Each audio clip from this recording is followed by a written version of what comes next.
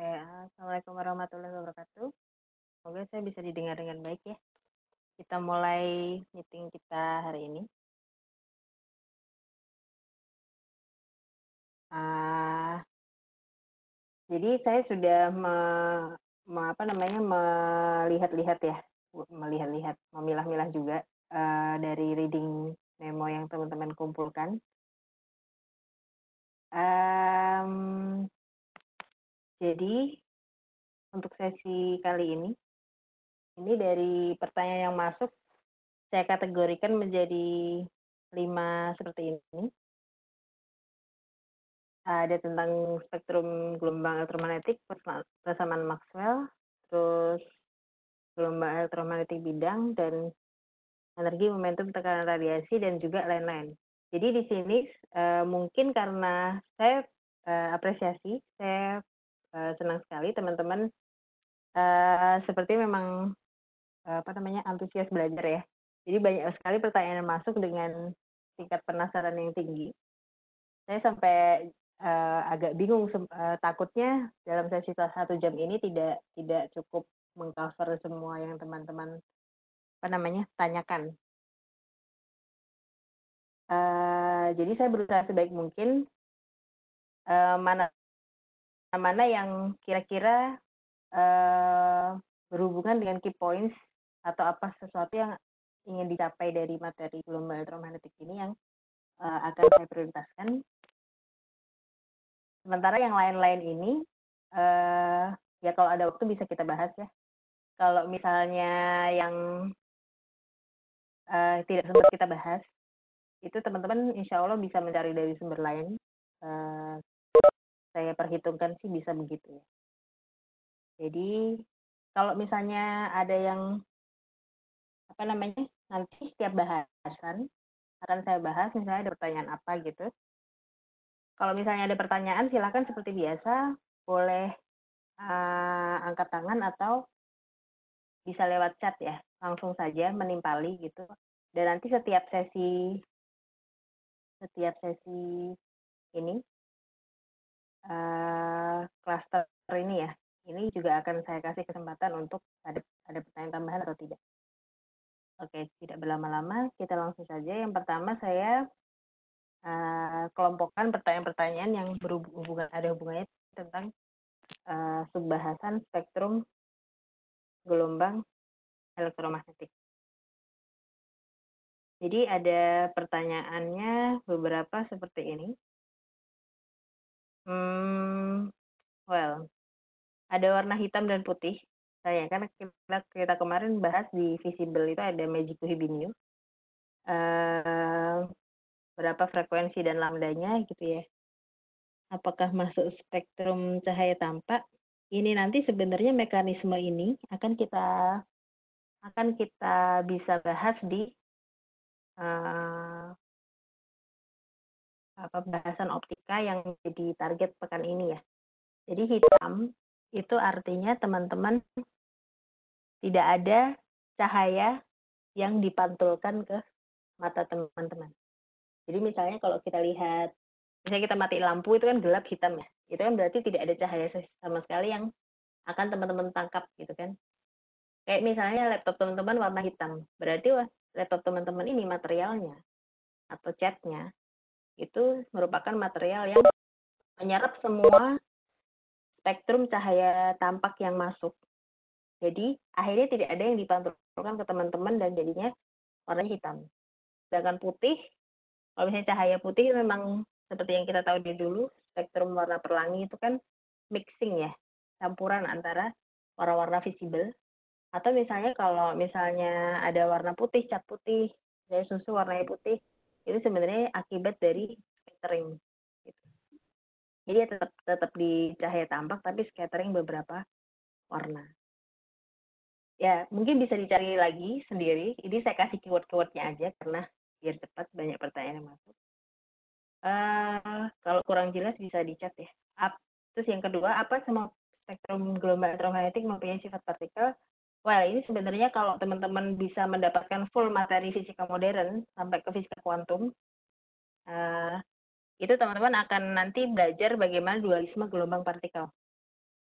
Dan ya, karena gelombang elektromagnetik ini membawa foton, jadi dia punya sifat kuanta partikel gitu. Tapi berbeda kasus. Jadi kapan cahaya atau gelombang elektromagnetik itu dianggap sebagai gelombang, kapan dianggap sebagai partikel, itu sesuai kasusnya. Gitu. Misalnya kalau dulu teman-teman belajar fotolistrik, ya itu berarti saat gelombang elektromagnetik ini berperilaku sebagai partikel. Tapi kalau teman-teman belajar yang nanti yang materi pekan ini, interferensi, difraksi, itu berarti teman-teman belajar tentang bagaimana gelombang elektromagnetik atau cahaya ini sebagai sebuah gelombang. Jadi berbeda penempatannya aja. Terus yang ketiga, mengapa spektrum infrared dapat mendeteksi panas? Bukan dapat mendeteksi panas ya, tapi kita ini kalau di suhu ruang, sekitar suhu ruang, kita ini memancarkan spektrum gelombang elektromagnetik. Ini teman-teman kalau misalnya fisika modernnya bisa sampai radiasi benda hitam, itu akan lebih jelas lagi. Jadi kalau misalnya teman-teman penasaran, keywordnya radiasi benda hitam gitu ya. Terkait suhu, terkait energi spektrumnya berapa, itu keywordnya itu. Silahkan dicari lagi. Jadi kalau kita suhu ruang, kita itu memancarkan infrared. Masuk benda-benda sekitar kita sendiri gitu ya. Kalau misalnya api itu kan dia kalau kurang panas warnanya merah, kalau semakin panas warnanya ke biru dan sampai ke ungu, kayak gitu kan. Itu kan berarti sebenarnya ada transisi warna di situ. Ada radiasi benda hitamnya di situ. Kayak gitu. Jadi kalau misalnya merah aja panas api yang paling rendah, berarti infrared lebih rendah lagi kan, ya di sekitar suhu ruang itu. Terus ada fenomena luar angkasa di sekitar kita yang di luar jangkauan visible light pasti ada, karena kalau di luar angkasa itu tidak ada filter ya, semuanya ada. Mau sinar gamma ada, UV juga ada. Kalau kita kan UV kan sebagian sudah disaring sama ozon, walaupun semakin ke sini global warming, UV-nya semakin parah gitu kan. Yang bisa tembus kita ke bumi. Terus jika yang selanjutnya, nah ini banyak pertanyaan tentang ini. Jika ada satu gelombang, kan saya kemarin bilang ya, ada gelombang-gelombang yang saling overlap frekuensi dan panjang gelombangnya gitu ya. Jadi apa yang terjadi di batas-batas itu gitu. Misalnya antara visible dan infrared atau antara sinar gamma dan X. Kalau visible dan infrared, ini batasnya adalah sebenarnya kalau kita bisa bilang warna merah, itu berarti masih bisa kita lihat. Tapi kalau infrared, kalau teman-teman sering lihat misalnya film-film intelijen gitu ya, yang suka ada sensor infrared di ruang-ruangnya, itu kan kita harus ngasih asap dulu ke ruangannya, baru sinar infrarednya ini agak lumayan kelihatan garis-garisnya gitu biar tidak terjebak. Tapi kalau masih kita lihat dengan mata tanpa bantuan apapun, itu warna merah, berarti itu masih masuk visible. Tapi mau itu disebut infrared atau visible itu memang tidak terlalu jelas. Makanya biasanya ada near infrared, itu berarti yang infrared yang sebenarnya deket banget sama warna merah. Sama far infrared itu berarti udah jauh banget dari rentang visible. Terus kalau misalnya gamma sama X, ini bedanya adalah kalau gamma itu kalau dulu teman-teman sempat belajar inti ya, mungkin yang pekan terakhir ini kita sempat belajar bahwa ada puncak-puncak spektrum dari sinar X sama gamma ini namanya puncak alfa, beta, gamma. Nah, kenapa sinar gamma ini yang sebenarnya produksinya mirip sama sinar X, tapi dia disebut sinar gamma karena dia puncaknya cuma punya puncak gamma. Artinya dia spektrum intinya itu cuma punya gamma yang tidak bermuatan sama sekali. Sedangkan yang di X itu ada puncak-puncak alfa sama beta. Yang beta ini lebih bermuatan negatif, alfa bermuatan positif. Nah, ini hubungannya sama pertanyaan yang kenapa sinar gamma tidak bisa dibelokkan oleh medan listrik dan magnet. Karena memang sinar gamma tidak punya puncak bermuatan gitu ya untuk dalam kasus produksinya dari pelurusan inti kayak gitu. Semoga bisa dipahami keywordnya itu. Kalau teman-teman mau tahu lebih jauh bisa cari ke sana. Apa kita bisa memanipulasi gelombang misalnya inframerah menjadi spektrum warna? Ini bisa, dan ini akan jadi salah satu caranya adalah bahasan kita di pekan ini tentang optika. bagaimana ketika cahaya ini bisa berubah panjang gelombang ketika melalui satu medium atau bagaimanapun itu ada beberapa skenario-nya. Gitu. Salah satunya dengan melewatkan ke suatu medium, filter, atau bagaimanapun yang membuat dia panjang gelombangnya berubah. Tapi memang dengan cara itu tidak bisa jauh. Misalnya dari visible jadi sinar X itu nggak bisa. Paling misalnya jadi dari perbatasan antara orange jadi merah atau orange jadi kuning gitu, mungkin masih bisa. Selanjutnya. Oke, boleh loh ya kalau misalnya ada yang nggak jelas, langsung di chat aja. Sinar gamma digunakan untuk radioterapi, tapi bagaimana itu diatur padahal sifatnya merusak sel. Nah, karena merusak sel, itu caranya pengaturan frekuensi, mana yang meminimalisir ke organ-organ normal kita, kayak kulit, organ-organ tubuh kita yang lain seperti jantung, hati, dan lain sebagainya ya. Mana yang merusaknya itu tidak langsung, dan mana yang frekuensi yang bisa langsung merusak tumornya. Kayak gitu. Jadi tumor sama organ kita yang lain itu memang sudah diatur dari sananya ya. Ternyata ditemukan bahwa untuk merusaknya ini butuh frekuensi yang berbeda sekali dengan frekuensi yang untuk merusak secara langsung dan kerasa kulit kita, daging kita, otot kita gitu ya. Apalagi tadi organ-organ dalam kita gitu. Itu berbeda. Jadi penelitiannya tentunya bagaimana spektrum itu diatur atau bagaimana agar mekanisme agar si sinar gamma yang ditembakkan ke tubuh kita itu efeknya minimalisir. Tapi kan biasanya orang yang kemo atau radioterapi itu pasti ada efek sampingnya ya. Memang misalnya rambutnya jadi rontok atau bagaimana itu memang belum efek sampingnya itu. Lalu selanjutnya, mengapa sinar UV dipancarkan ke manusia menghilangkan virus bakteri dapat menimbulkan fleks? Nah, ini saya prioritaskan untuk dibahas. Jadi sinar UV untuk membunuh virus bakteri ini lebih ke benda ya, bukan ke manusia. Karena sinar UV ini bisa menimbulkan kanker kulit, makanya kita walaupun cowok maupun cewek sebaiknya pakai sunscreen dan sunblock kalau keluar rumah, terutama di kulit-kulit yang terekspos. Apa namanya? Karena memang untuk meminimalisir terjangkitnya kanker kulit tadi. Jadi yang untuk membersihkan virus dan bakteri ini ke benda ya, bukan ke manusia. Itu bahaya. Terus, mengapa gelombang elektromagnetik dapat berbahaya bagi makhluk hidup? Well, tergantung frekuensinya. Tidak semua. Buktinya kita harus hidup dengan cahaya tampak. Kalau enggak, kita nggak bisa lihat sama sekali. Buktinya kita memancarkan infrared di suhu ruang gitu ya, dan itu biasa aja. Gitu.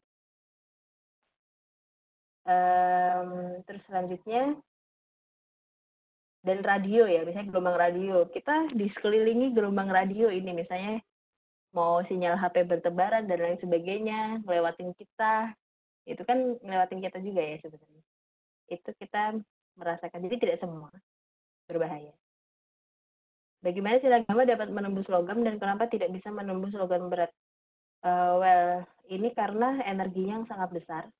Dan logam berat pun juga dengan ketebalan tertentu. Jadi tidak logam berat tipis saja tidak bisa ditembus gitu ya. Tapi logam berat dengan berat tertentu, jadi ketika serapannya terjadi dalam bahan itu menyerap secara bertahap ya. Itu pada jarak tertentu itu sudah terserap total si sinar gamanya itu. Jadi butuh logam berat tapi yang sangat tebal. Terus mengapa sinar gamma tidak dapat dibelokkan? Tadi ya saya sudah jelaskan tentang bagaimana sinar gamma ini puncak-puncak puncak-puncak radiasinya itu memang dia merupakan memancarkan partikel gamma yang tidak bermuatan kalau dari peluruhan inti dan lain sebagainya. Makanya dia tidak bisa dibelokkan oleh medan magnet dan listrik. Terus kalau mungkin teman-teman nanti ketika yang fisika ya, kalau yang fisika belajar lebih jauh lagi tentang fisika atom inti, itu mungkin akan dapat menggali lebih jauh di sini dan akan tergali juga di eksperimen inti nanti di entah semester kapan. Saya tidak hafal. Oke, selanjutnya. Nah, ini mengapa hanya rentang cahaya tambah yang dapat dilihat manusia? Sebenarnya ini ya memang sudah manusia given-nya seperti itu ya. Jadi saya tidak punya jawaban lain. Ya di rentang panjang gelombang 400 nanometer sampai 700 nanometer itu yang dapat kita lihat dengan mata dan punya warna. Kenapanya wallahu alam ya. Terus prinsip kerja pemanfaatan X-ray untuk ronsen itu juga sama, pengaturan frekuensi kayak radioterapi tadi. Mana frekuensi yang tidak bisa menembus tulang, kan biasanya untuk mengenyekkan tulang ya. Mana frekuensi yang bisa menembus otot kita. Itu kan masalah energi tulang kita kan lebih padat daripada otot ya. Jadi pasti butuh energi lebih besar untuk bisa menembus tulang kita. Makanya itu bisa diatur frekuensinya. Mana yang bisa mendapatkan gambar tulang secara jelas dan organ-organ lunak dan otot kita tidak usah kelihatan. Beda kalau kita misalnya lebih cenderung untuk USG, misalnya pakai USG, itu kan lebih untuk mana organ lunak kita terdeteksi. Saya kalau yang sering pakai itu kan entah untuk ngedeteksi kanker payudara atau untuk ngedeteksi janin ya atau rahim seorang wanita itu biasanya pakai USG. Nah, itu kan karena organ lunak. Itu butuh sesuatu yang lebih ringan seperti itu. Terus, oke. Sepertinya ini untuk, nah ini juga dari ini ya, kimia ya. Untuk di salah satu aplikasi di kimia, ini pengantarnya nggak saya cantumkan, tapi cuma ini doang, karena biar nggak kepanjangan. Well, untuk aplikasi dalam kimia, ini bisa pakai sonokimia atau microwave. Gitu kan, sonokimia ini memakai bunyi, gitu kan. Yang sama-sama bagaimana itu bisa menggetarkan atom atau membuat atom-atom itu bereaksi kalau dikasih gelombang itu ya. Untuk keselamatan sih, saya tidak bisa bilang banyak, tapi yang jelas kalau microwave itu asal di kitanya juga tidak intens, itu juga biasa aja. Kita nggak akan terpengaruh banyak. Makanya aman-aman aja. Ya mungkin ada plus minusnya yang saya juga nggak terlalu tahu untuk ini, bisa digali sendiri nanti. Yang jelas untuk pertanyaan kedua, apakah pada molekul terjadi rotasi, vibrasi, atau transisi jika mengenai gelombang ultrasonik? Kalau ultrasonik saya kurang paham ya, tapi yang jelas kalau gelombang elektromagnetik, karena saya belum pernah belajar tentang bagaimana reaksi ultrasonik molekul atau material terhadap ultrasonik. Tapi kalau untuk gelombang elektromagnetik, untuk microwave memang terjadi rotasi. Nanti kalau untuk vibrasi, ini terjadi di rentang infrared. Nah, kalau untuk transisi, ini baik ionik maupun apapun itu terjadi di rentang UV dan visible kalau di gelombang elektromagnetik. Jadi memang kalau gelombang elektromagnetik itu ada beda-beda frekuensi untuk ini. Mungkin ultrasonik juga sama. Artinya frekuensi ultrasonik untuk mengakibatkan fenomena rotasi dan lain sebagainya itu harus diatur. Itu bisa dicari lagi. Oke, ini untuk spektrum. Ada pertanyaan tambahan? Ini saya memang sengaja live biar kalau misalnya teman-teman ada pertanyaan tambahan bisa mengajukan pertanyaan langsung ya terkait spektrum gelombang elektromagnetik sebelum kita lanjut di persamaan masker yang kayaknya akan lebih panjang lagi.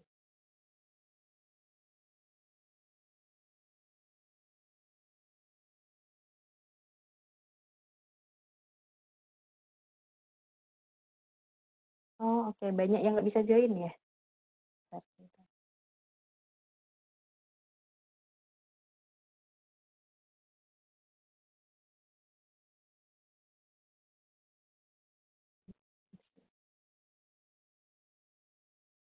Coba saya stop sharing dulu.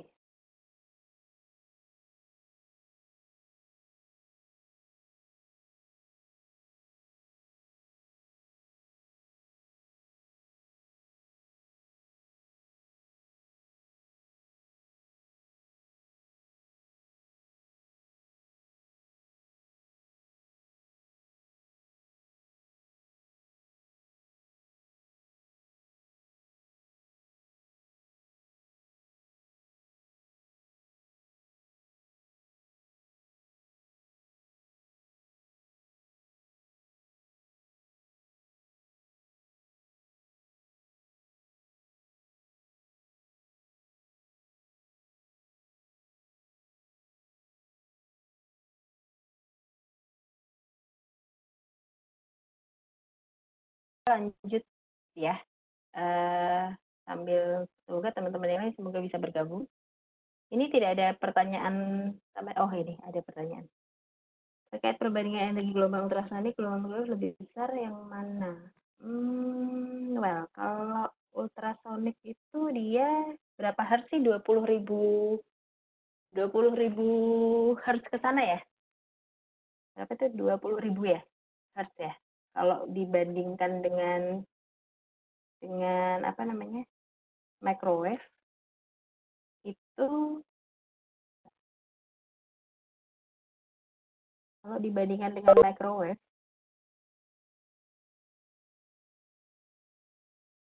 yang kemarin kita apa namanya? Ada bagannya itu ya, yang saya share kemarin, apa namanya, di pas bahas spektrum itu, saya harus scroll dulu.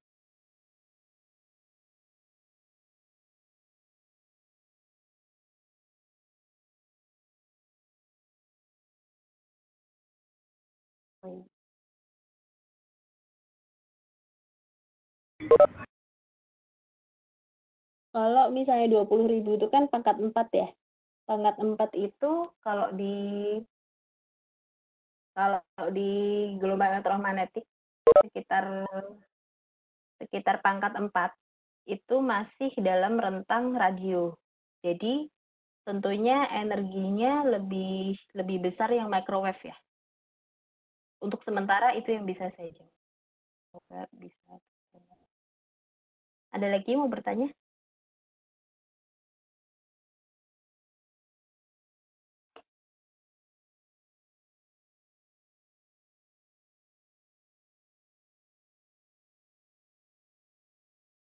Oke, kalau nggak ada saya lanjut ya. Lanjut ke yang pertanyaan-pertanyaan terkait dengan persamaan Maxwell. Untuk persamaan Maxwell ini banyak juga pertanyaan. Semoga saya bisa mengcovernya dengan baik. Oke, yang pertama, bagaimana penggunaan dari setiap persamaan Maxwell? Apakah harus digunakan semuanya dalam setiap kondisi? Tidak ya. Tidak ini artinya ketika kita memakai untuk suatu aplikasi tertentu, misalnya di penelitian saya gitu ya, contohnya. Penelitian saya itu tentang kalau mau cari keywordnya nanti adalah surface plasmon resonance, jadi resonansi plasmon yang merupakan kuasi partikel permukaan dengan interaksinya dengan gelombang elektromagnetik. Itu bagaimana menggambarkan interaksinya. Itu biasanya saya cuma memakai persamaan 3 dan 4 untuk mengambil fungsi gelombangnya yang kemarin seperti yang sempat kita bahas. Tapi fungsi itu akan saya lagi ketika dia ditabrakkan ke suatu media atau material jenis tertentu, itu apa yang terjadi sama gelombang elektromagnetiknya. Jadi tergantung teman-teman mau menganalisis apanya dari gelombang elektromagnetik, mau memanfaatkannya sebagai apa, itu tergantung nanti persamaan mana yang akan dipakai atau akan dikombinasikan. Kayak gitu. Jadi tidak semuanya. Cuma kalau untuk menganalisis bagaimana sifat semuanya, kemarin kita juga bahas, oh ternyata hubungan medan E, B, sama energi dan perambatan gelombangnya ternyata memang dideskripsikan dengan keempat-empatnya persamaan Maxwell. Ini ya yang teman-teman bisa lihat di sini. Nah, ini juga ada pertanyaan beberapa tentang simetri yang kemarin saya sebut. Simetri itu maksudnya gini, ini sama-sama E dan B itu dioperasikan dot terhadap area, ya, terhadap suatu luasan, dan itu mengindikasikan flux ya, flux apa namanya, bukan flux magnet, ya flux magnetnya jumlahnya berapa gitu. Jumlah flux yang melewati suatu area itu, yang tertutupi suatu area gitu ya. Nah ini ternyata kalau yang si E ini ada di total permitivitas vakum, ada yang nanya juga tapi nggak tampilin di sini permitivitas vakum itu apa, sebenarnya keywordnya itu bisa dicari sendiri ya. Yang jelas dia ini menggambarkan sifat dielektrik dari suatu medium. Kalau vakum dia itu ternyata tetapannya sekian. Temunya korelasinya antara, jadi biasanya besaran-besaran seperti permitivitas, permeabilitas kalau di magnetik, terus apalagi susceptibilitas entah listrik entah magnetik. Terus kalau di pegas ada konstanta pegas K gitu ya. Itu sebenarnya beberapa besaran yang ketemu karena mereka menghubungkan dua besaran yang bisa diobservasi langsung. Jadi itu kayak suatu tetapan keserbandingan gitu ya. Misalnya kayak gitu. Terus jadi mereka ini kan sama ya, yang E didotkan dengan area atau luasan, B juga didotkan dengan area, artinya mereka simetri. Simetri itu sama gitu ya. Ini juga sama, kenapa 3 dan 4 juga simetri? Karena ternyata ketika medan E didotkan terhadap suatu line integral ya, S, suatu lintasan, mereka ini, E ini bisa ditimbulkan dari flux medan magnet yang berubah-ubah. Sementara yang B ini juga sama, B ternyata dioperasikan dengan integral line gitu ya, integral garis. Juga ternyata bisa dihasilkan dari flux medan listrik yang berubah terhadap waktu. Jadi mereka ini simetri. Artinya apa ya? Kayak cerminan gitu loh. Cerminan antara medan B dan E. Atau mirip gitu ya istilahnya. Kalau misalnya bahasa umumnya. Oke, terus persamaan ampere mengapa tidak berlaku di listrik AC? Pertanyaannya sebenarnya ampere Maxwell ya, tapi saya ralat bahwa ampere itu kan cuma mencakup yang suku ini ya. Suku ini itu kan cuma mencakup I. I itu, dan dia tidak berubah terhadap waktu karena tidak DI per DT gitu ya. Berarti dia kan sepanjang waktu konstan nilai I ini. Maka disebutnya DC. DC itu apa? Direct current. Kalau teman-teman kemarin sempat belajar sebelum UTS, sebenarnya rangkaian RLC itu akan membahas tentang listrik AC. AC itu apa? Alternating current atau arusnya ini merupakan bentuknya tuh sinusoidal terhadap waktu. Jadi kadang-kadang dia nilainya positif, kadang-kadang negatif, atau kalau kita sebut arus bolak-balik gitu ya, sama arus searah ya. DC ini arus searah, AC ini bolak-balik karena kadang-kadang dia positif, terus negatif lagi, terus positif lagi, yang bentuknya memenuhi bentuk sinusoida terhadap waktu. Kalau misalnya kurang jelas bisa ditanyakan via chat ya. Terus lanjut, terus apa itu monopol magnet dan apa yang terjadi jika monopol itu ada? Monopol itu maksudnya gini, kalau di listrik itu ada monopol, ada dipol. Monopol itu ketika teman-teman cuma punya muatan positif, cuma punya muatan negatif. Tapi kalau dipol berarti ada sepasang, entah itu muatan positif negatif, entah itu muatan positif itu bisa. Tapi kalau di magnet itu pasti kutub utara sama kutub selatan itu kan berpasangan. Mau magnetnya dipotong-potong, misalnya magnet gitu ya. Ada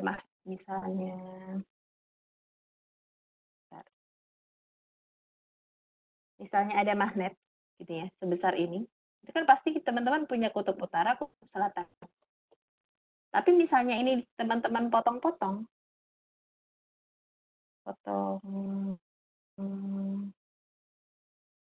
misalnya potong-potong gitu ya, jadi misalnya jadi 4 pun wilayahnya, nanti dia pasti akan ada kutub selatan, ada kutub utaranya.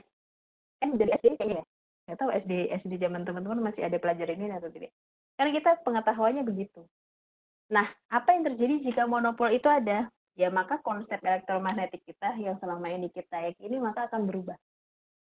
Akan ada revolusi besar-besaran ya ketika monopol magnet ini ditemukan. Tapi memang sampai sekarang belum ditemukan, makanya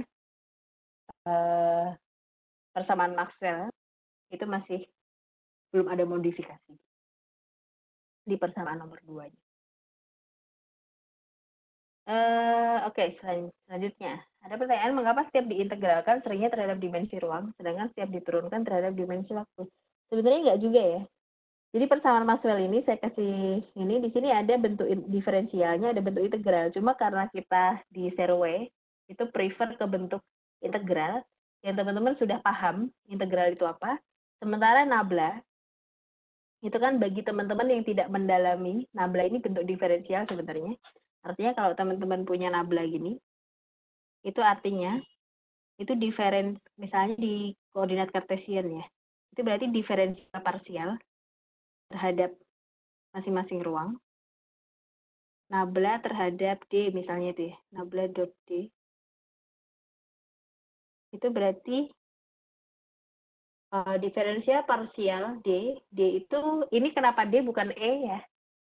Dan ini karena udah masuk persamaan Maxwell di bahan. Kalau yang kemarin kita pakai E itu di ruang vakum.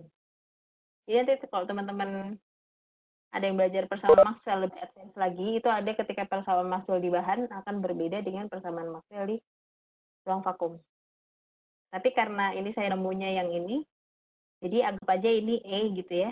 Ya nanti terus ini juga H, yang kalau di vakum dia cukup B aja gitu ya.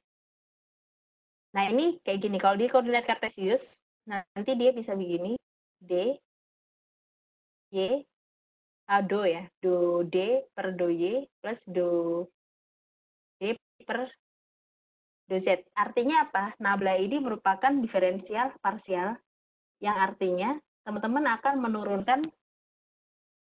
menurunkan si besaran yang dioperasikan terhadap nabla ini. Kalau dia vektor maka pakai dot, kalau bukan vektor maka ya nabla aja biasa. Itu diturunkan terhadap masing-masing sumbu koordinatnya. Kemarin ada yang nanya juga apa bedanya diferensial pakai do yang bundar ini ya yang kita pakai di sini, sama diferensial yang pakai D biasa. Ya bedanya diferensial yang pakai D biasa itu tidak diferensial parsial per koordinat, tapi berdasarkan misalnya langsung D per DT, D per DX. Tapi kalau kita pakai do, berarti ini ada kecenderungan kita pakai koordinatnya apa, nah maka dia akan diparsialkan begini. Diturunkan terhadap suatu sumbu koordinat tertentu gitu ya, masing-masingnya. Semoga bisa ditangkap. Sebenarnya teman-teman kalau yang di fisika, kalau misalnya nanti sudah dapat di matematika fisika berapa, itu akan membahas ini juga ya. Atau misalnya teman-teman membahas mekanika, kayaknya biasanya akan ada pengantar tentang diferensial macam ini. Kalau yang lain saya tidak tahu. Yang jelas ini suatu tools matematika yang tidak dibahas di scope di bahasan fisika dasar ini. Lalu ada pertanyaan juga, mengapa mencari B harus pakai hukum Ampere? Apa tidak bisa dengan Biot-Savart? Ya bisa aja, karena Biot-Savart itu kan memang untuk mencari tahu besar B yang diakibatkan oleh kawat berarus gitu kan. Dan biasanya kawat berarusnya steady current gitu kan. Kalau entah lurus, entah lengkung gitu kan. Yang teman-teman nanti akan punya, misalnya gini ya, kayak convert ke pen dulu. Nah misalnya yang dulu misalnya ada alat berarus gitu kan, ada I ke sana, terus B-nya misalnya yang di sini kalau pakai aturan tangan kanan di sini masuk cross, di sini dot gini kan. Ini B-nya berapa gitu kan. Terus B-nya bisa dicari kalau nggak salah ingat rumus ya. I per 2 pi A ya. A itu jarak gini ya. Ini Biot-Savart kan kalau nggak salah ya. Kalau salah tolong diingatkan. Ingatan saya terbatas. Kalau nggak salah begini. Sedangkan hukum Ampere yang di sini, yang kalau kita bisa lihat di sini ya, itu lebih menekankan pada bagaimana ketika sebuah B itu dilingkupi oleh loop tertutup. Itu kalau B-nya berubah-ubah fluxnya, gitu, itu bisa menimbulkan bisa ditimbulkan oleh flux medan listrik yang ada di loop situ yang berubah-ubah. Itu secara mekanisme memunculkannya aja kan. Hukum Faraday dan hukum Ampere ini kan sebenarnya berbicara tentang kalau Faraday bagaimana E ini dihasilkan oleh perubahan flux medan magnet, dan untuk hukum Ampere bagaimana si medan magnet ini dihasilkan dari perubahan flux medan listrik maupun dari arus yang steady. Nah, arus yang steady ini besarnya berapa B-nya itu sudah di-cover di hukum Biot-Savart. Kalau saya bisa menjelaskan sederhananya seperti ini. Oke, saya lanjut ya. Nah, ini untuk modifikasi persamaan Ampere. Tentang gambar ini banyak pertanyaan ya. Jadi, pertama, apakah ada bagian yang sama dari S1 dan S2? Ini permukaannya ya. namanya dilingkupi oleh boundary ini ya, boundary garis P ini. Terus apakah ada dampaknya? Jika ada, well, yang jelas mereka ini punya boundary yang sama. Dampaknya saya belum bisa bilang sih. Maksudnya dampak ke arah mana? Mungkin bisa dicek kalau misalnya yang bertanya tentang ini bisa menjelaskan maksud dampak di sini maksudnya ke arah mana. Terus kenapa bentuk S2 lonjong? Well, ini sebenarnya tergantung ya. Tergantung perspektif karena kita gambarnya begini, mungkin jaraknya antara kita gambar si peti, lebarnya peti ini dibanding dengan jarak ke tengah-tengah kapasitornya sini, itu lebih besar jaraknya ke sini daripada lebih besar jaraknya ke mana? Ke tengah kapasitor sini daripada diameternya, ya pasti kesannya akan terlihat lonjong. Tapi sebenarnya tidak ada alasan lain untuk itu sih. Yang jelas kita tahu bagaimana mekanisme adanya arus pergeseran ini. Nah, ini juga kenapa ada arus di sini ya? Kenapa nggak di sini aja? Jadi yang tidak ada arus itu di antara dua plat kapasitor. Ya sebenarnya di sini itu kan karena di sini nanti dihubungkan dengan misalnya baterai ya, sumber DC gitu. Jadi di sini itu bisa kalau mau salah. Kalau misalnya ini sebenarnya dihubungkan misalnya dari sumber DC gini kan. Ini kan yang jelas di sini pasti medannya positif dong.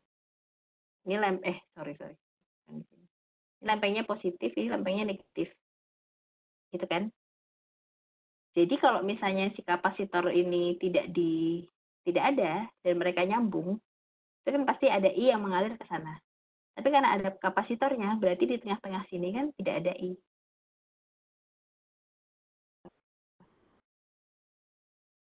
Tengah-tengah sini tidak ada I.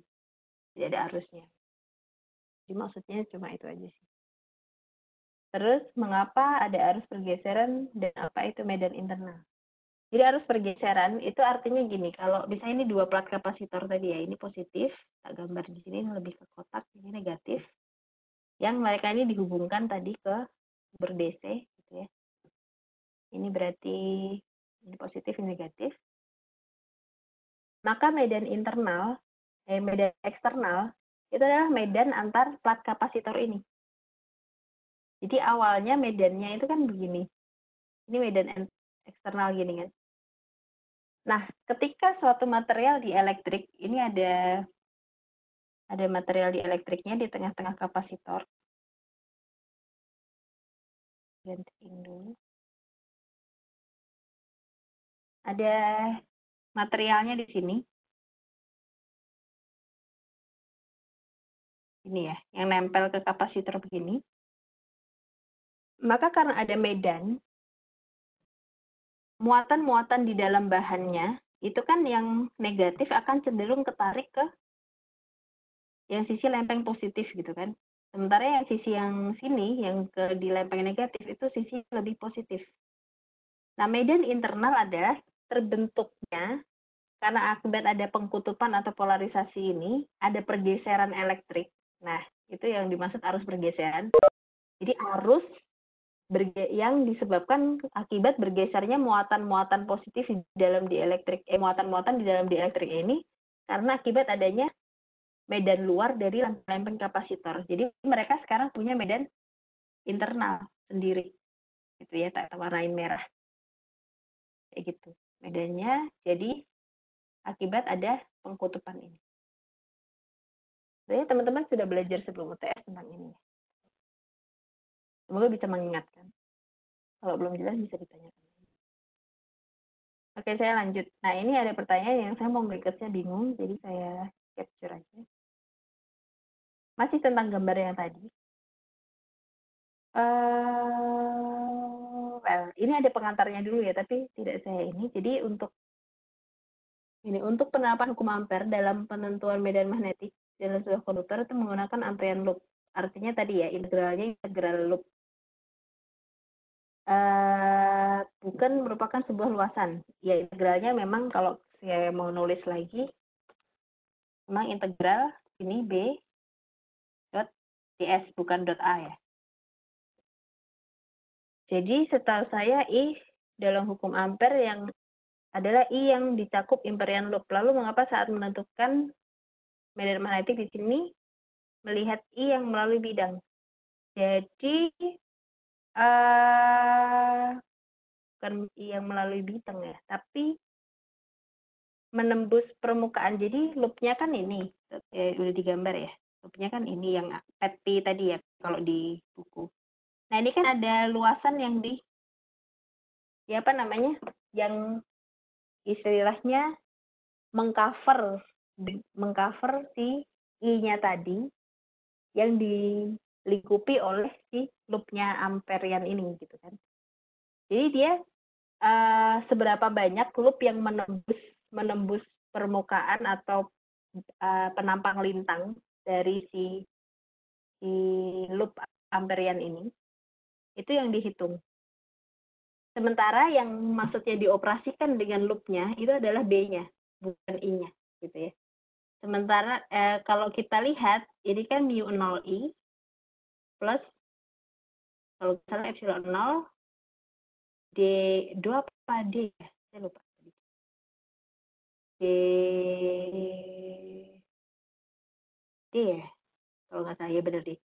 D flux elektrik per dt. Nah, flux elektrik ini itu kan suatu medan, garis-garis medan yang menembus suatu luasan. Jadi yang dioperasikan terhadap si B-nya ini memang loopnya ini ya. Tapi kalau yang mengakibatkan ini terjadi, ada medan magnet di sekitar loop itu adalah flux medan magnetik yang berubah-ubah, flux medan elektrik atau medan listrik yang berubah-ubah yang melewati si penampang lintangnya yang dilingkupi loop tadi. Semoga bisa menjawab. Terus masih dalam bahasan yang sama ya. Dikatakan tidak kontinu ketika satunya 0. Itu artinya tidak ada kelanjutan. Ini kalau awalnya ada mu 0I, kalau tiba-tiba hilang jadi 0, itu kan kayak tidak ada kekalahan energi dan lain sebagainya ya. Tidak ada kontinuitas. Kemana terus energinya gitu kan. Makanya adanya arus pergeseran ini menjelaskan ketika I-nya ini tidak bisa nembus ke kapasitor satunya, itu berarti dia akan mempengaruhi suatu bahan di dalam suatu bahan yang di antara dua plak kapasitor ini. Dan ternyata memang ada pengaruhnya. Medannya mengakibatkan pergeseran elektrik tadi di bahan dielektrik. Jadi itu lebih ke I-nya setelah hilang kemana? Kok nggak ada ceritanya lagi gitu kan? Energinya terus kemana lagi? Kalau misalnya tiba-tiba hilang gitu kan? Kan aneh. Tidak ada kontinuitas cerita di situ. Sederhananya begitu. Terus, apakah arus pergeseran itu memiliki aktivitas penting? Ya penting. Itu menandakan apa mekanisme yang terjadi di dalam bahan dielektrik ketika dia ditempatkan di antara kedua plat kapasitor. Ketika bahan dielektrik atau bahan isolator itu dikasih medan, itu apa yang terjadi di muatan-muatannya. Itu adanya polarisasi elektrik di situ ya. Keywordnya itu, kalau mau tahu lebih jauh.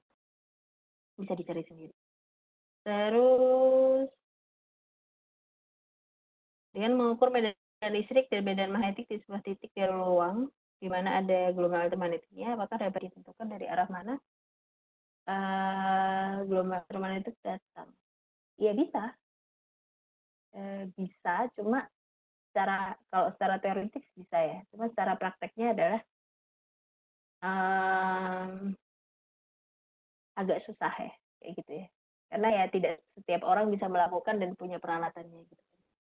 Tapi pun ketika kita di lab, kita misalnya memakai laser, memakai apapun, itu pasti sumbernya kita tahu. Mana mesin yang menjadi sumber gelombang elektromagnetiknya, jadi tidak perlu melakukan itu. Secara teori bisa, tapi secara praktikal sepertinya tergantung keperluannya. Oke, selanjutnya. Ini udah jam berapa? Oh, oke.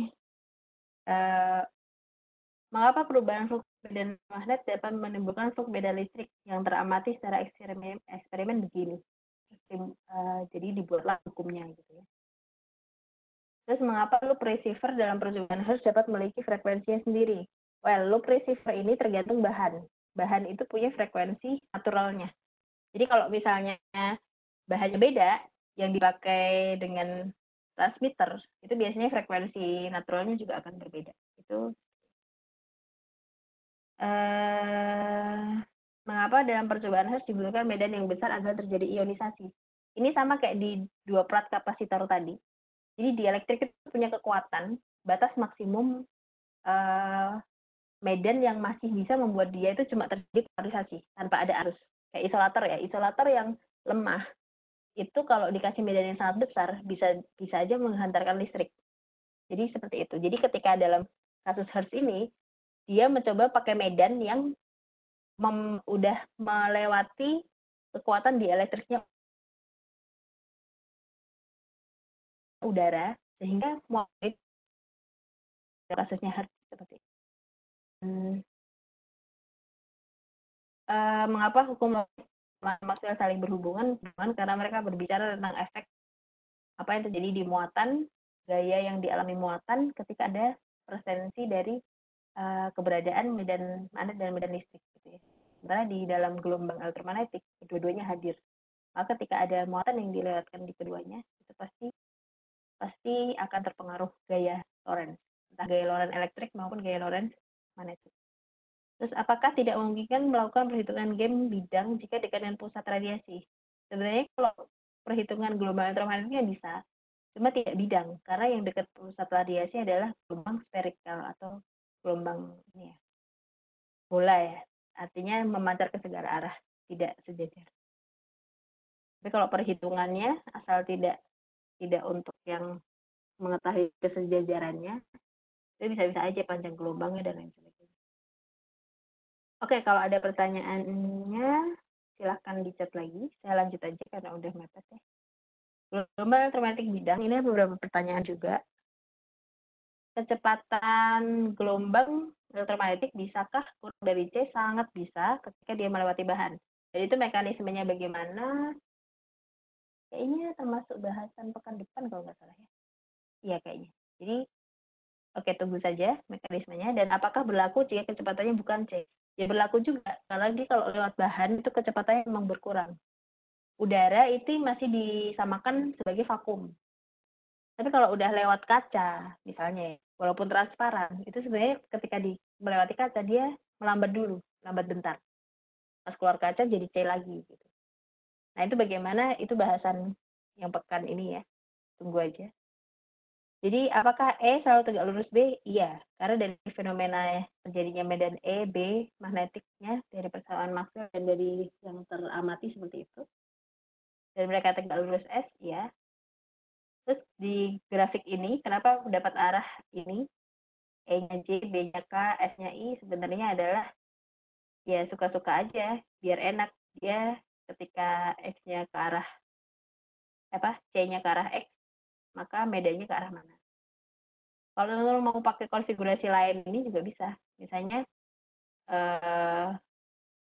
mau diganti juga bisa. Misalnya E-nya ke arah Z, terus nanti C-nya ke arah mana juga bisa. Untuk memudahkan bahasan. Mengapa amplitude jadi dibahas? Sebenarnya ini dibahas ya. Ketika membahas vektor pointing, itu teman-teman cuma membahas E max dan B max, dan itu amplitude.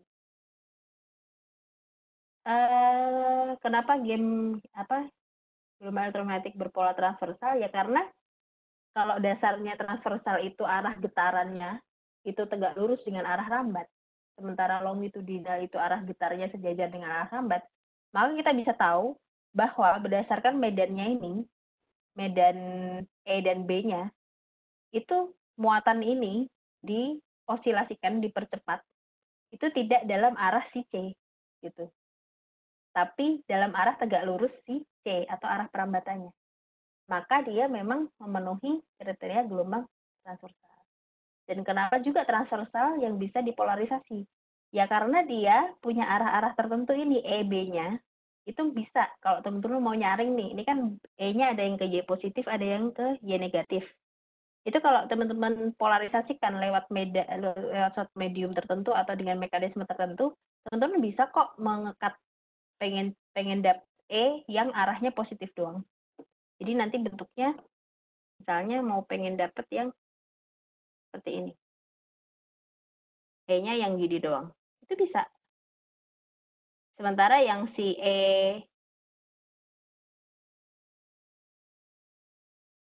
yang ke arah bawah itu di skip, itu bisa gitu. Polarisasi itu gitu. Penyaringan, kalau di polarisasi gelombang ya, penyaringan atau penyaarahan atau memfilter pengen dapat gelombang yang arah medannya kemana doang, gitu, istilahnya kayak gitu. Itu bisa pakai bahan, bisa pakai mekanisme pantulan, bisa pakai macam-macam. Oke, selanjutnya adalah apakah ada ekivalensi antara ini MC kuadrat sama E per BC? Yang jelas E di MC kuadrat ini energi, dan di sini dia medan listrik, jadi berbeda ya kasusnya. Apa maksud E tidak selalu lebih besar dari B? Artinya gini, di sini itu kan kita dapat C itu kan 3 kali 10⁻8, sangat besar banget. Itu kayaknya kita asumsikan, oh berarti B ini jauh lebih kecil daripada E dong. Hasil baginya soalnya sangat besar gitu. Sebenarnya tidak, karena mereka ini kan satuannya beda. Jadi tidak bisa dibandingkan, mereka lebih besar yang mana, itu tidak bisa. Yang jelas ketika ada suatu gelombang elektromagnetik di vakum, medan E dan B-nya itu ketika dibandingkan, itu memperoleh besaran sebesar C3 kali 10⁻8 meter per sekund. Yang ini agak panjang penjelasannya sih di halaman 1036 kalau teman-teman mau buka. Itu ada persamaan 342 yang tadi, yang penjabaran dari yang ini itu penjabaran dari B gini ya, DS. Yang ini 349 nih penjabaran dari E DS. Kenapa hasilnya yang satu positif, satu negatif? Itu masalah konfigurasi di grafiknya aja sih, grafik yang dirujuk. Coba teman-teman pelajari lagi, konfigurasinya itu, operasi integralnya itu pakai operasi berlawanan dengan arah jarum jam. Coba teman-teman cek lagi grafiknya. Kalau dioperasikan berlawanan arah dengan jarum jam, operasinya apakah mereka berkebalikan? Itu bisa, clue-nya itu kalau teman-teman mau belajar lagi. Nah, terus selanjutnya, mengapa gelombang yang jauh dari sumber dianggap sejajar? Karena yaitu, kalau misalnya ini sumber, kan tadi gini ya, arah sinarnya, spherical wave gitu. Ini kan sebenarnya rapet gini ya, rapet tuh ada ke segala macam arah gini. Yang nanti kalau udah jaraknya sangat jauh, ini kan kayak udah kerapetannya itu seolah-olah mereka ya udah gini aja gitu, karena saking luasnya. Semoga bisa dipahami kayak gini, bumi itu kan kita ngerasanya datar-datar aja kan, ketika kita berjalan di atas bumi gitu. Tapi sebenarnya kan kurvaturnya bulat, bulat, popat di kutub gitu ya, menggembung di khatulistiwa. Kita tidak pernah merasa untuk jalan 10 meter, 20 meter itu kalau bumi bulat, kalau jalannya datar gitu kan. Tapi ketika kita tinjau dari jauh, ternyata bumi itu kurvaturnya bulat. Itu mirip-mirip seperti itu, semoga analoginya bisa diterima. Jadi ketika sangat jauh kurvaturnya itu sudah tidak terdeteksi lagi lengkungannya ya.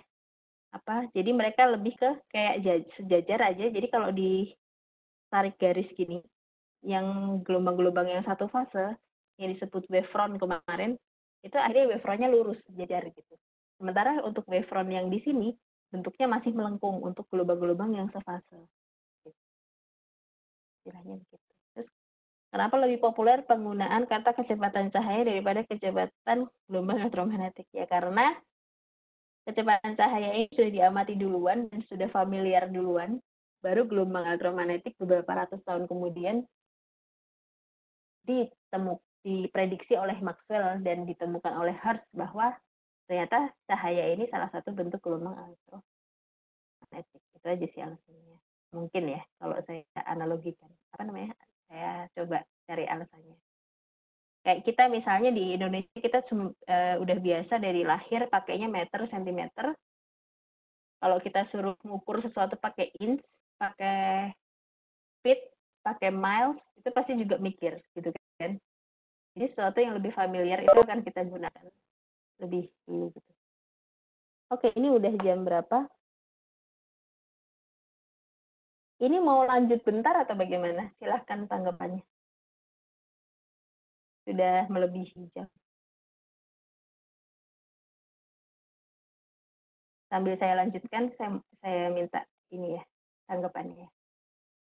Bahasan terakhir sebelum lain-lain tidak usah dibahas. Jadi mengapa tekanan momentum, ini tentang bahasan tekanan momentum dan energi ya. Mengapa tekanan dan momentum dirasakan oleh permukaan, bukan ruang? Well, misalnya gini, analoginya adalah ketika kita menekan diri kita sendiri pakai jarum gitu ya, ke kulit kita, itu yang ngerasa sakit duluan, merasakan impact duluan, itu kan pasti kulit ya. Kulit itu kan permukaan kita. Sementara daging-daging di dalamnya, tulang-tulangnya kan enggak gitu ya. Jadi pun gitu, dalam ruang, space, itu juga diasumsikan bahwa sebenarnya terdiri dari layer-layer permukaan yang saling berjajar-jajar secara rapat. Dan mana yang kena duluan, dia yang merasakan impact dari suatu gelombang elektromagnetik. Impact-nya itu berupa momentum dan rasa tertekan. Dan ada pertanyaan lain sebenarnya, kenapa kita tidak merasakan momentum, tapi kita merasakannya panas gitu ya, misalnya kena sinar matahari panas gitu ya. Nah itu sebenarnya kan salah satu jenis momentum juga ya, momentum dan tekanan yang kita rasakan. Tapi kan berbeda antara kita kena gelombang elektromagnetik sama kena jarum kan beda ya. Atau kita beda sama ketabrak motor gitu kan beda momentumnya ya. Jadi beda sensasinya, yang satu cuma panas, yang satu sakit gitu kan. Gampangannya kayak gitu. Ini mohon tanggapannya ya, dilanjutkan bentar lagi nggak apa-apa atau apa-apa. Jadi terus,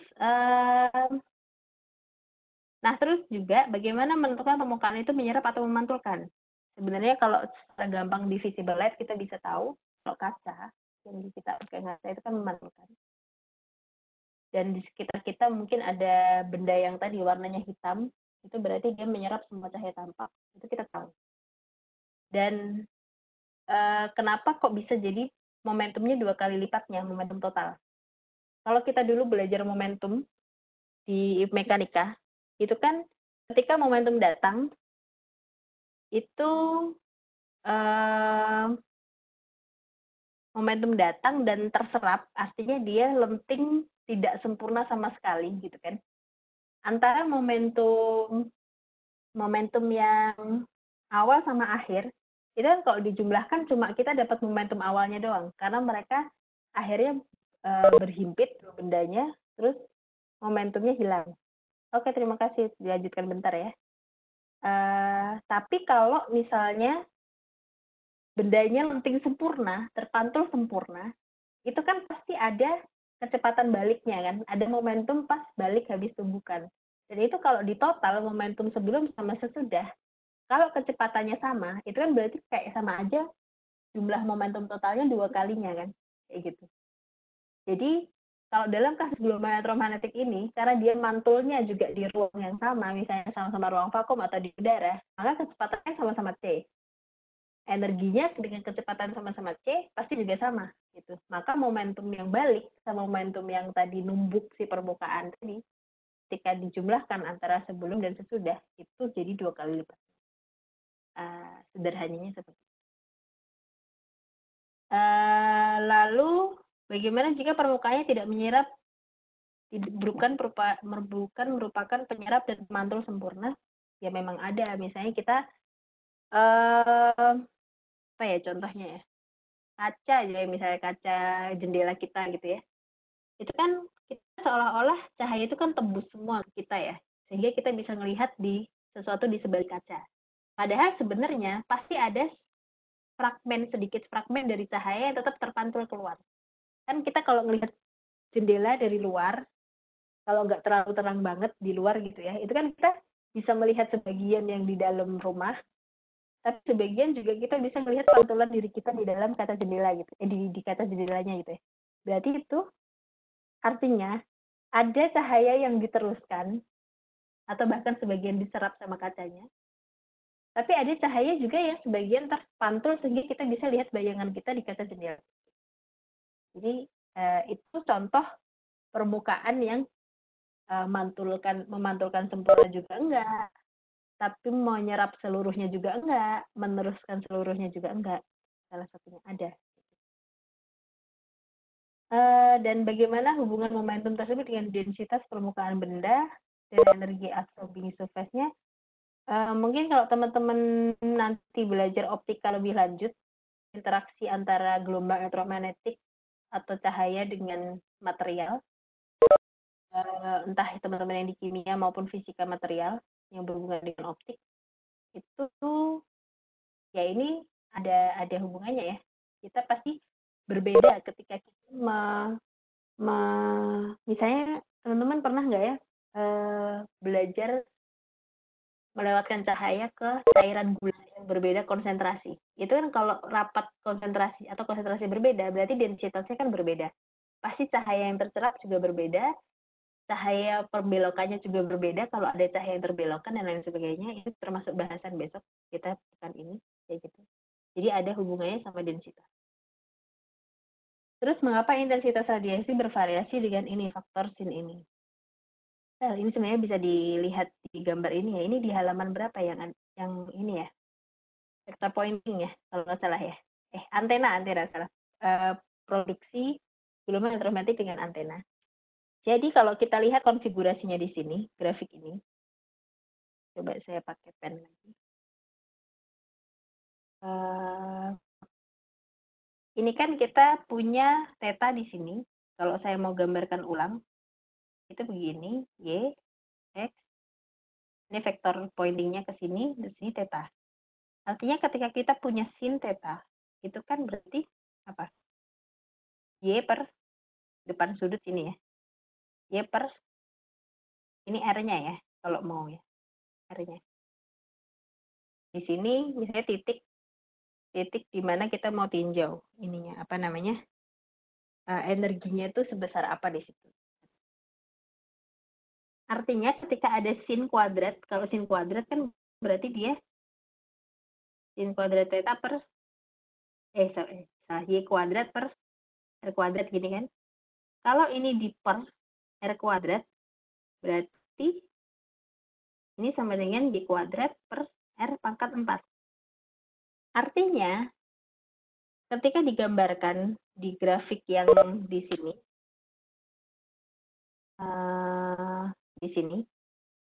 besar si vektor pointing ini itu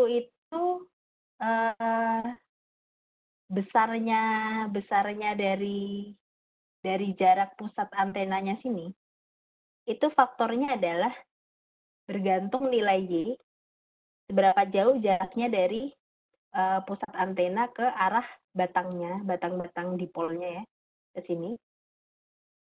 Terus juga dipengaruhi oleh faktor jaraknya dari pusatnya ke sini. Kayak gitu. Dan ternyata terbentuk seperti ini, kalau di pusat, dia masih kecil gitu kan.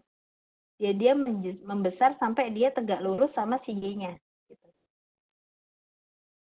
Terus dia mengecil lagi begini profilnya. Jadi dia dipengaruhi oleh R per 4. Berapa jauh dia dari pusat si dipolnya ini. Semoga bisa dipahami ya. Terus bagaimana pengaruh perubahan kecepatan terhadap energi gelombang elektromagnetik? Perubahan, jadi sebenarnya kekekalan energi elektromagnetik ketika dia masuk bahan itu kekal gitu ya. Frekuensinya tidak berubah, cuma panjang gelombangnya dan kecepatannya berubah. Jadi kalau kita kemarin tahu persamaan ini, persamaan E sama dengan HF gini ya, atau H C per lambda. Nah ini kalau suatu gelombang elektromagnetik masuk bahan, sebenarnya energinya itu tetap. Jadi F-nya konstan. Cuma untuk ini C-nya berubah, tidak konstan. Kasih tanda gini ya. Lambdanya juga tidak konstan tadi, tapi hasil Brownian mereka tetap frekuensi yang sama. Karena frekuensinya sama, maka energi gamenya secara umum sama, kecuali lain, misalnya ada absorpsi yang dia saya gini, tadi kan saya bilang kalau misalnya di infrared itu kan kalau diinteraksikan dengan suatu material itu akan terjadi yang namanya vibrasi gitu ya. Vibrasi bener ya? Iya bener, vibrasi entah bending, stretching, ikatan gitu ya. Dan itu berarti energinya kan ditransfer ke bentuk lain. Ketika dia memasuki bahan itu diserap, terus dipakai energinya untuk ikatan kimianya itu stretching, bending, atau ngapain, atau gabungan keduanya gitu ya. Tapi kalau misalnya di kaca, dia cuma lewat-lewat bentar doang, itu energinya kekal, karena dia nggak dipakai sama sekali, cuma numpang lewat doang. Saya seperti itu. Tergantung ada transfer energi dari satu bentuk ke bentuk lain atau tidak, gitu ya, ketika itu terjadi melewati suatu bahan. Oke, lanjut. Kenapa pada antena penerima receiving antena akan timbul arus jika antena sejajar dengan E dan arus 0 jika tegak lurus. Jadi ini saya kasih transmitternya aja ya, receivingnya. E itu dia kan akan sesuai arah arus sejajar ya. Jadi E itu arahnya sejajar sama arus. Sehingga kalau misalnya kita punya antena di sini, punya receiver, itu kalau misalnya receivernya itu sejajar sama medan E, maka kan akan terjadi interaksi. Tapi kalau misalnya tidak sejajar sama medan E-nya, pasti kan arusnya nggak ada, karena reaksinya itu berubah timbul arus atau tidak di receiver gitu kan. Karena E itu pasti sejajar arus, maka kalau misalnya antenanya itu tegak lurus E, ya maka nggak ada arus. Tapi kalau mereka sejajar, maka arus ini akan ada. Gitu. Karena E ini arahnya sejajar sama. Kenapa begitu? Ya karena E ini kan sebenarnya kan arah medan ya.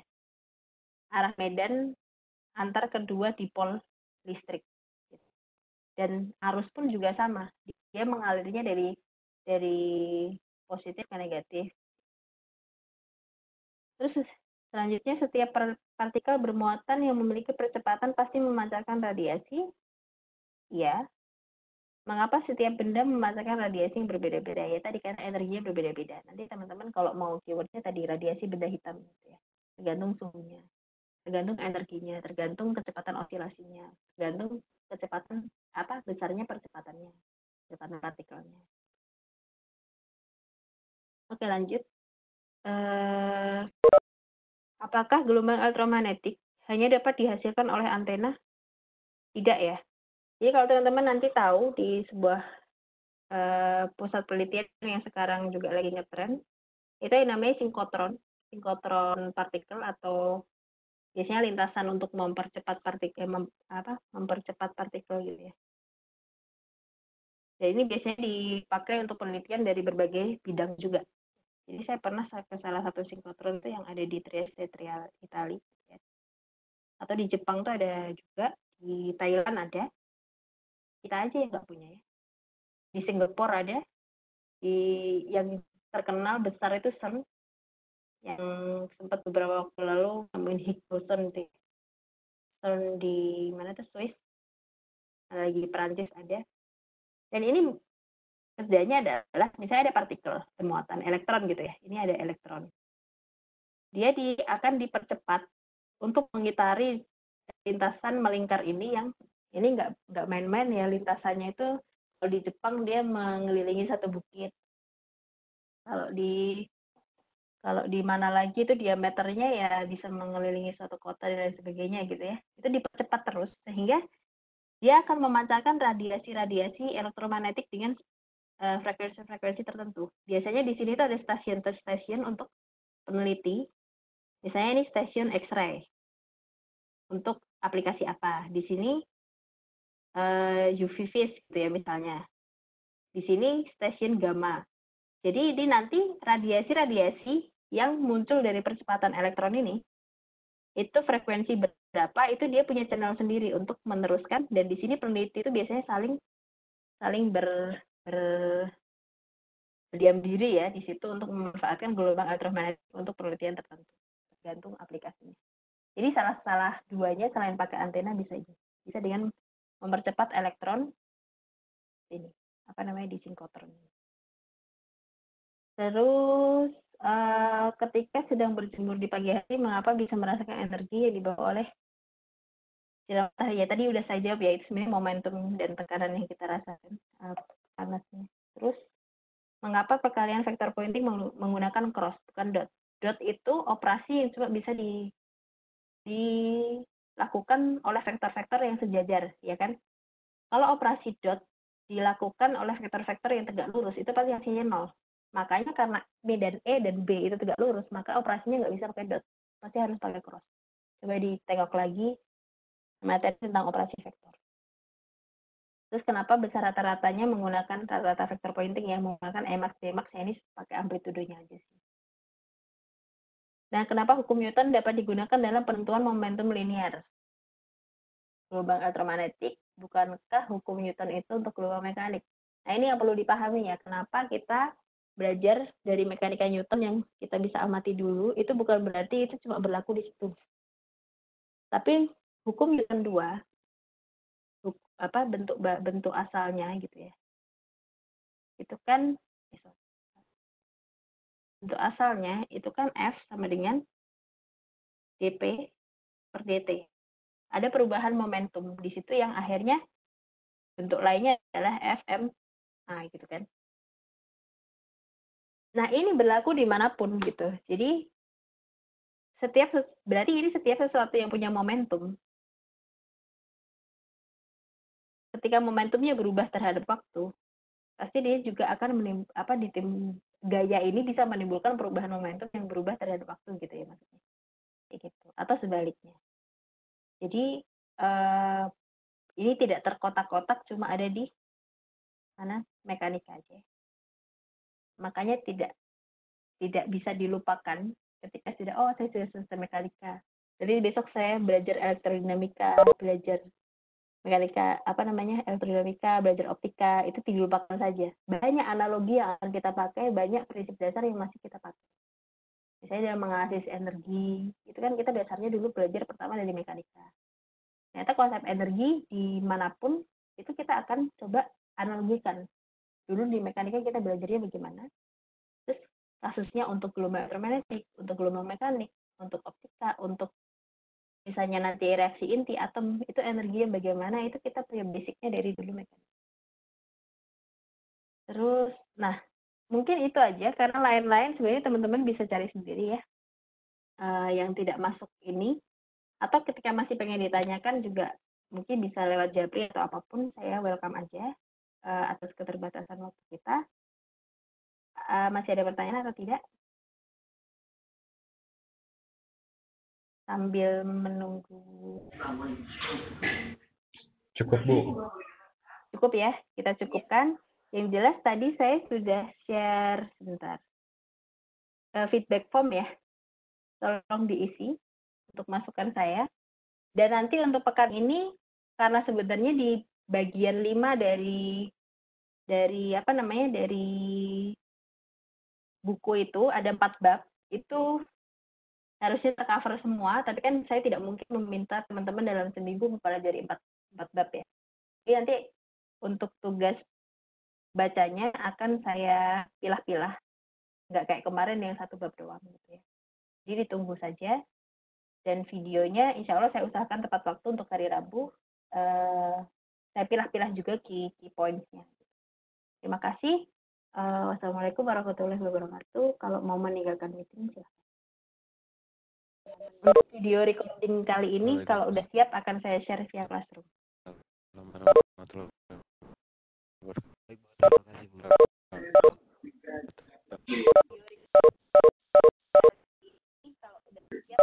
Terima kasih, Bu. Iya, sama-sama. Terima kasih, Bu.